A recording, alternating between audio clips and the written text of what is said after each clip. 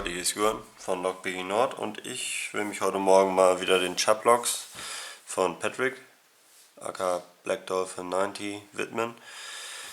Die hier drüben habe ich schon gepickt, waren soweit ziemlich cool, also das war ziemlich einfach, aber das war schon ganz ordentlich, hat echt schöne Pins verbaut und eine coole Kernmodifikation. Der Kasten hier ist gleichschließend, mit wahrscheinlich etwas schlechteren Pins vermutlich und ja, bleiben die hier nach. Ich glaube, ich fange mal mit diesem wirklich massiven, großen, echt schönen Schloss an. Und wenn ich das so sehe, vermute ich mal, das pickt sich wie ein American Log. Das heißt, man braucht erstmal wenig Spannung zu Anfang. Oben spannen ist in dem Fall nicht zu empfehlen wahrscheinlich. Und ja, Kern ist ziemlich wackelig. Ich spanne das mal unten mit einer 1,4er Pry-Bar. Das mal ein bisschen dichter ran und pick das mit, muss ich mal gucken, ich sag mal mit einem Medium Hook. Das ist ein nämlich dünnes Ding, da hier nicht so viel Platz ist. Und ja, einfach mal reinfühlen. Gepickt habe ich es jetzt noch nicht. Tobi hat es gepickt irgendwie in der Firma, in der Mittagspause oder so. Sagt, das pickt sich ganz cool. Ja, aber es stimmt schon, es pickt sich wirklich wie ein American bis jetzt auf jeden Fall. Hab wenig Spannung und hört trotzdem schon viel Geknack und Geknirsche, also wird irgendwas serrated sein da drin. Wahrscheinlich die Keypins und auch ein paar Driver. Knack, knirsch, knirsch, knack. Bis jetzt noch nicht so viel Feedback.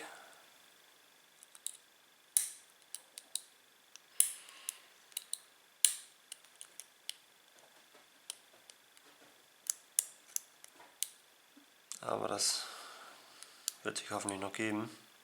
Ich muss noch gucken, dass ich mir den Spanner nicht raushebe. Das mache ich gerne mal. Okay, ich habe jetzt sowas wie einen leichten Kernkipp, glaube ich.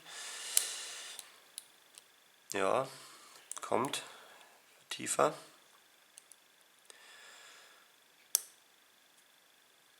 Ja, pickt sich eher fast wie ein Master Pro Series. Von der Art her. Auch vom Format her ist das mehr wie ein Master Pro Series. Würde ich jetzt mal so sagen, nach dem ersten Eindruck.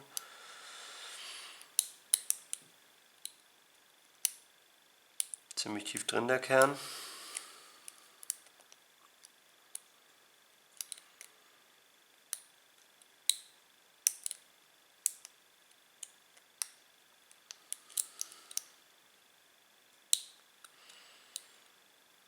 Ich glaube 1, ne 2 bindet. Habe jetzt ein etwas tieferes Fallset, kann man wahrscheinlich noch nicht so gut sehen. Aber ich habe schon ein bisschen Bewegung gemerkt.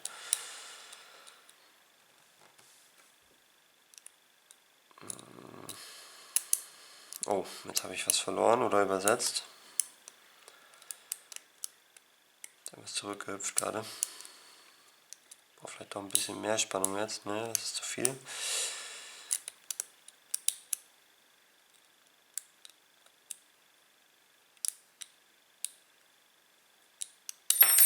Ja, da war's. Genau das passiert mir recht häufig. Also nicht bei dem Schloss jetzt, das ist, habe ich noch nicht probiert, aber gerade bei den Pro Series, deswegen hasse ich das, die zu picken. Vielleicht ist mein selbstgemachter Spann aber auch nicht so der Hit. Könnte natürlich auch daran liegen, dass er zu glatt ist oder zu rund.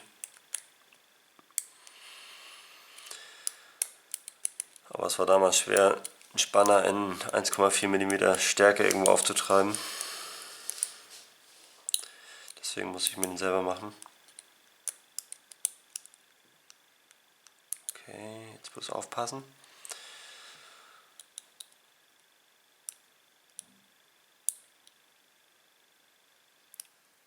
Wenig bis gar keine Spannung jetzt gehabt gerade eben.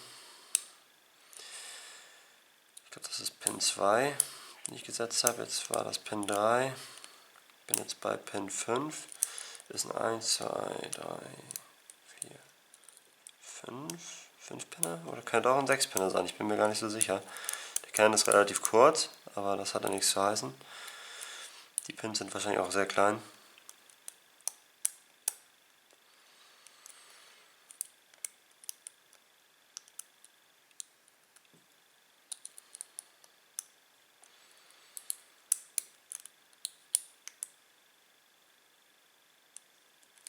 Gerade ein bisschen wenig Feedback, würde mir mehr wünschen.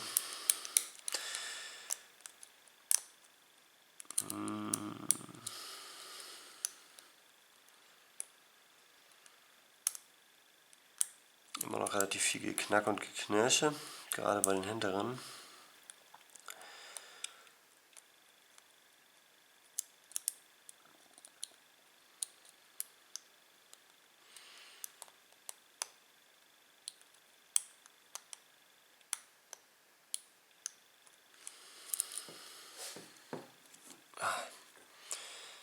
Spanner rutscht mir wieder fast raus.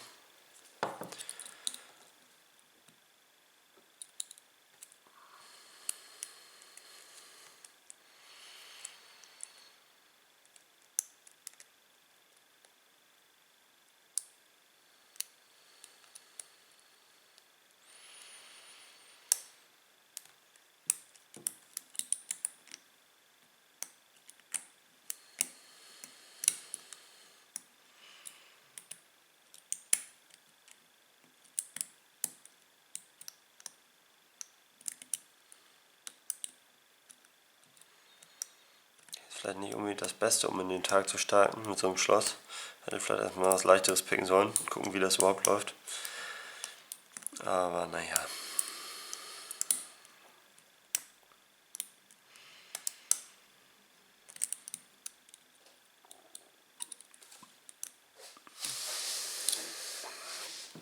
Habe jetzt eigentlich gar kein Gefühl momentan, was jetzt hier so abläuft.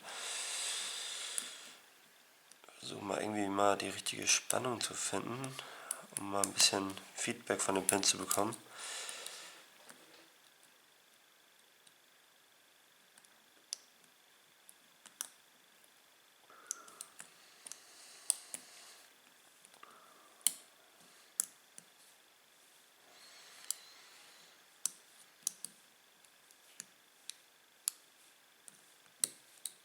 Ich meine, ich habe Counter Rotation in 2 oder 3. Jetzt rutscht mir der Spanner schon wieder fast raus.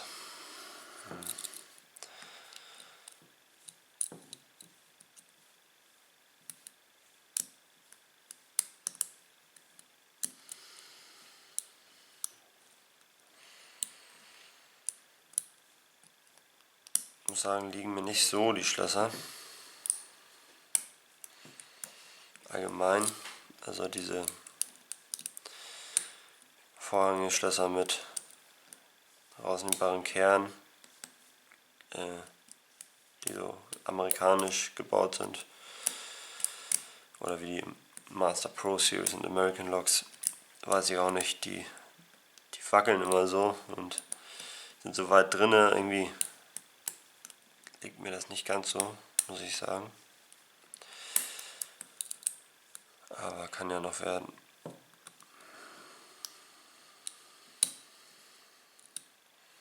Werden wir den Pick tauschen?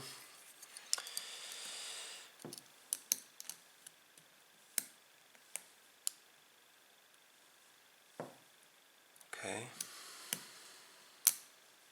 Knack nicht. Hörte sich nicht so gut an.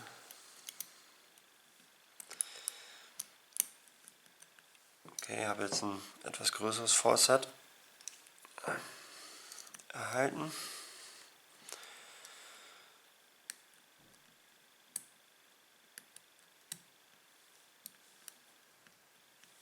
Scheint so, als ob einige Pins sehr, sehr tief müssen und einige gar nicht so richtig tief.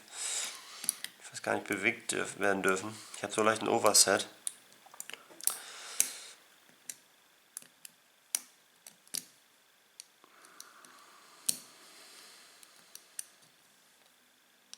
Kerngap ist ein bisschen tiefer geworden.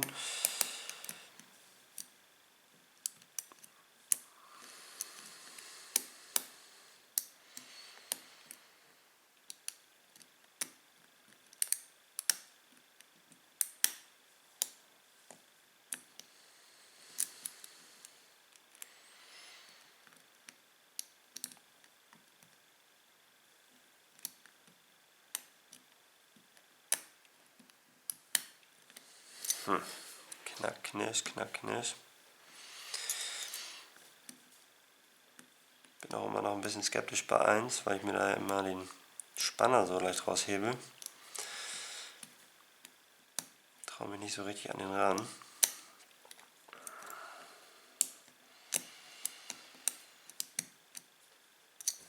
Muss vielleicht irgendwie mal was anderes versuchen als Spanner. Ist nicht ideal. Muss den immer wieder reindrücken.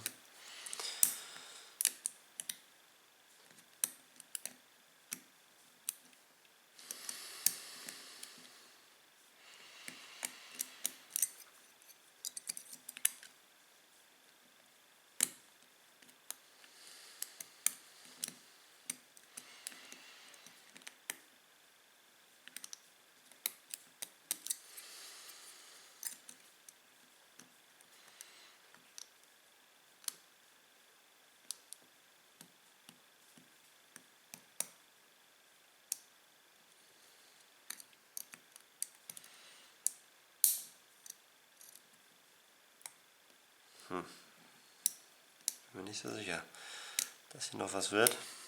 Dauert wahrscheinlich schon sehr lange jetzt. Für meinen Geschmack ein bisschen zu lange.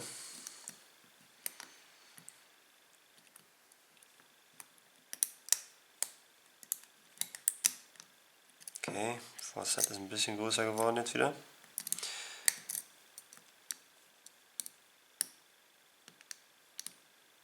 Okay, noch größer.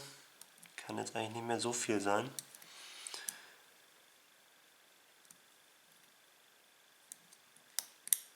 Alles relativ fest jetzt. Wenig Feedback an den Pins.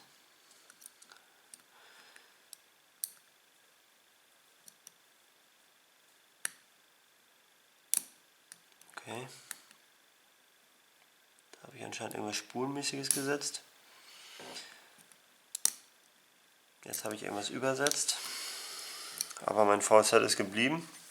Nachdem ich 1 nochmal angetippt habe, kam das wieder, glaube ich.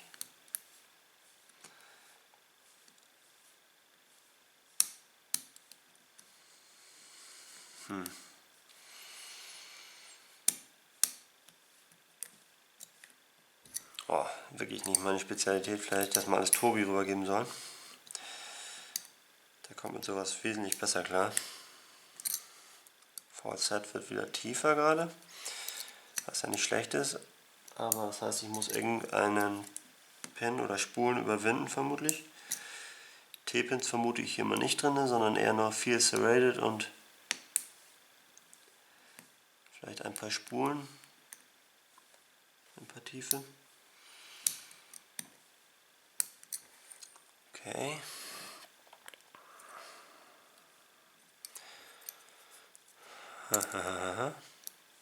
Ist echt ein schweres Schloss. Ich lege es mittlerweile schon auf den Tisch auf, damit ich es nicht die ganze Zeit hochhalten muss. Mit dem Bügel. Ist für mich komfortabler. Wäre wahrscheinlich auch besser gewesen, das im Schraubstock zu picken. Aber ihr kennt mich ja. Ich mache das gar nicht so gerne. Oh, das war nicht gut. Das war gar nicht gut. Ich werde nochmal den Pick tauschen.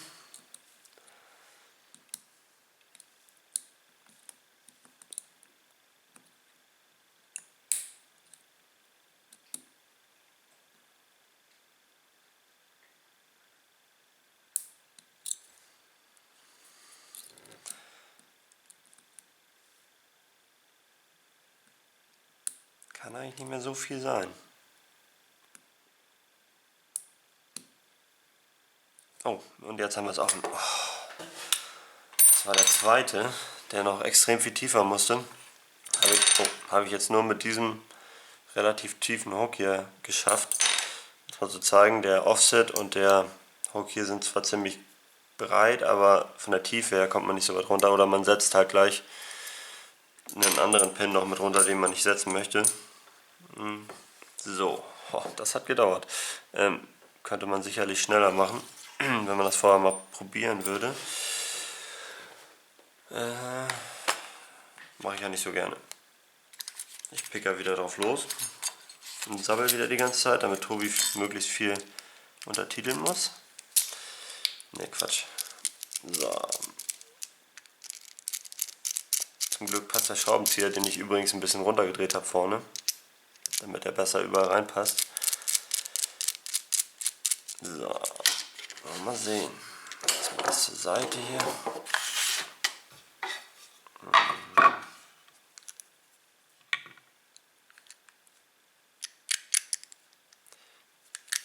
Bodenplatte raus. Ja, will nicht.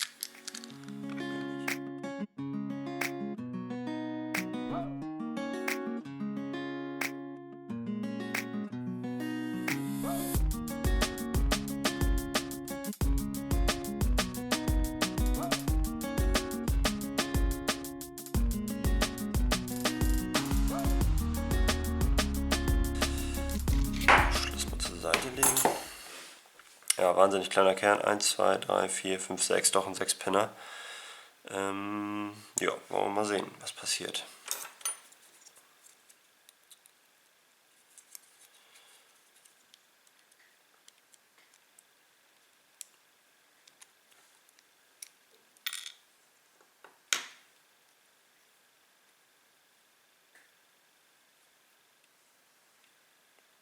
Okay, werde mal wieder mit Shim arbeiten und mit einem nicht passenden Spanner.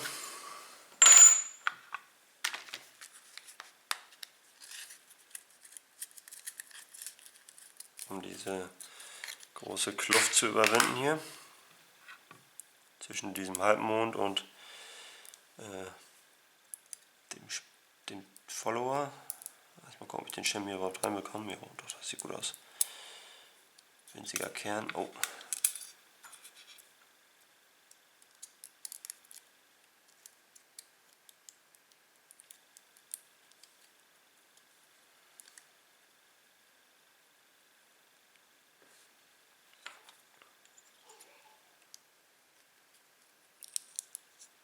So, das geht ja mal ganz gut eigentlich. Soweit. So, Keypin Nummer 1. Okay, ich nehme mal den Schlüssel. Ist das der Schlüssel? Ich weiß es nicht. Oder der hier? Jo, das ist er. So. Keypin Nummer 1 ist ein Serrated. Ich mache mal Licht an. Keypin Nummer 2 ist anscheinend hammerkurz.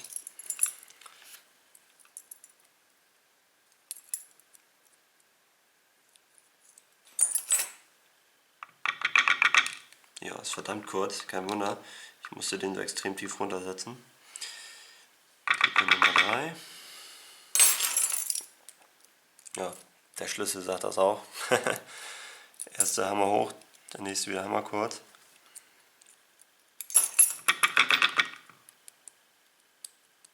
Okay, machen wir mal die anderen. Die waren alle nicht so richtig.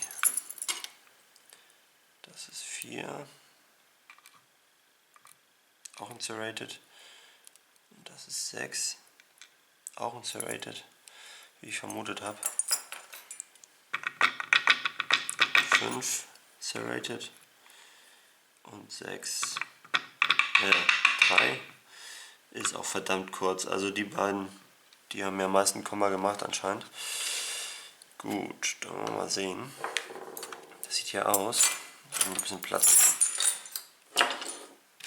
Viel zu viel im Bild hier. Ja, Augenkrebs. So, ich hole das mal ein bisschen dichter ran. So, dann können wir uns mal nur auf eine Sache konzentrieren. Shim kann raus.